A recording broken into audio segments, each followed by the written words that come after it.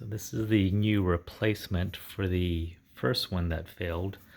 This button here is very mushy, and sometimes I can get it to engage and vibrate, but it's very difficult, and as soon as I release my thumb it will stop vibrating. Let me see if I can get it to start.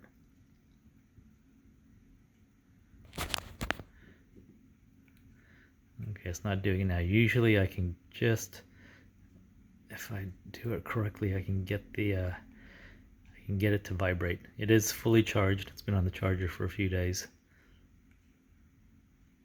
So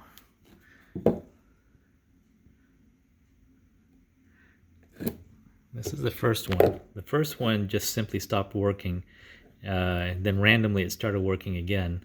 Right now it's working. Maybe I need to shake it. Okay, this was working a couple minutes ago. This battery may be dead. I have not had this on the charger for more than a month. This one should be working. So right now it's fully dead, but usually I can get it to vibrate for a fraction of a second, almost never more than once. Oh, there it goes. Just had it.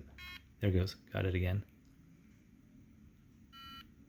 Okay, so I let go and it stopped. Let me hold the finger down. There.